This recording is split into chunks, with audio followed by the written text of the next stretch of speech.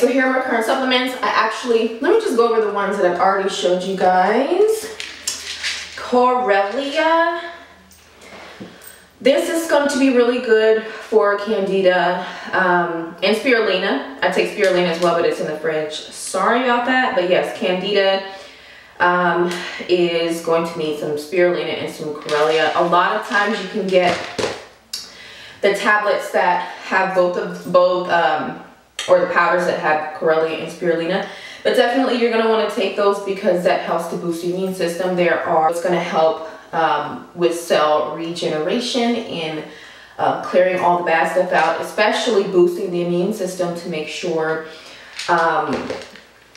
you no longer have to deal with Candida overgrowth. Also, probiotics. These are the ones that okay, since these go in the fridge, there's some sort of sauce on the bottom, so I won't show you that, but this is the brand that I like to take. I get it from Sprouts.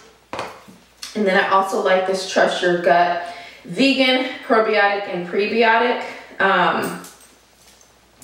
This comes from Amazon.com, and it is freeze-dried probiotic, so this does not require refrigeration. So I go back and forth between the one I just showed you, this one, Jarrow, and the Trust Your Gut. I have liquid Chlorofresh. This is a chlorophyll. Now make sure when you purchase your chlorophyll that it does not have mint. If you do not like mint, like I don't mind mint flavored anything, but I didn't like it in this other chlorophyll that I have. So this is unflavored chlorophyll, and yes, another one that I'm taking. I am also taking CBD oil. Yes, I did a video on this, the spiritual properties, but there are also many, many health benefits to this. Chaga and reishi, the full spectrum extract. This is immune support, and chaga and reishi mushrooms. I used to drink the tea, like I used to make a tea, but the tea, the chaga and the reishi taste like dirt. So just go ahead and get you some capsules. Just make sure when you consume this, you want to consume these things with some sort of fat, some dietary fat like coconut oil. That way you can get the most bang. All right, girl, my card got full. Okay.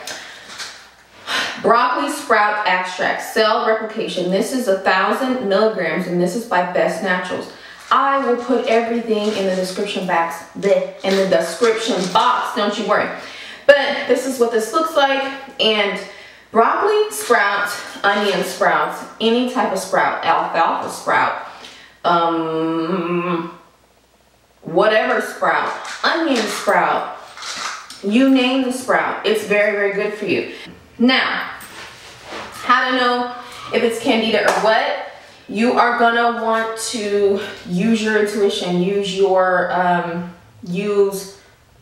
intuition. If you have done the research, like I didn't know what I was going through was Candida until I researched and researched and researched. And then I came across a posting of this because at first it was like reoccurring bacterial infections. I was Googling that, and then I came across this as a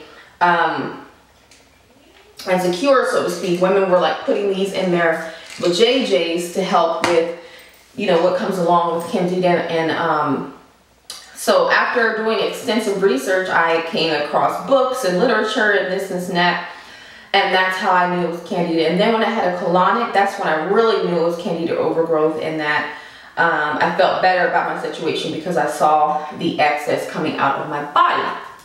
Now, what started this search and the journey was the reoccurring bacterial infections, the reoccurring yeast infections, and just not feeling good down there. You know what I'm saying? You know what I'm saying if you're dealing with this. It just was not feeling good. So I would say if you have issues with your skin all the time, if you have reoccurring BV and yeast infections, if there's any type of unpleasant smell, like our scent is not supposed to smell like a fish. I don't care who told you what.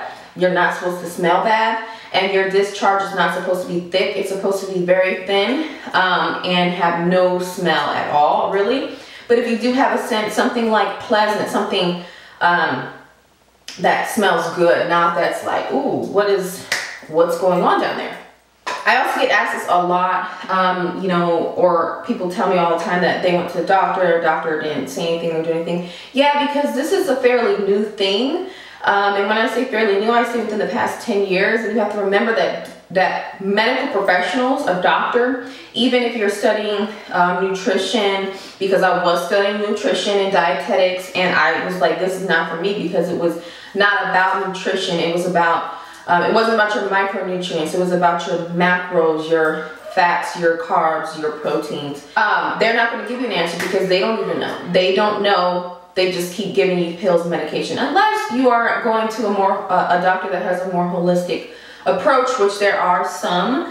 I went to one time, but it wasn't even for me. It was for my my son. He had a pull in his neck, and the doctor told me to massage, and she actually massaged him and suggested some essential oils. So but that's like against what they're even taught. You know, if a doctor gives you like this type of nutritional advice, they could get in trouble. So don't put all of your hopes and dreams into what the white coat is going to say. I know that we've been kind of taught that the white coat is like, oh, they're going to answer our questions, but they're not going to answer all of them, okay? They're just not.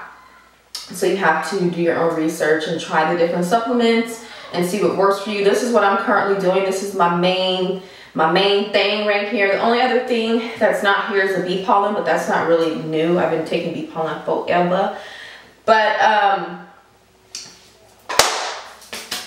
yeah, that's gonna do it for this video. I hope that you found it helpful, and I will see you in the next one. Bye.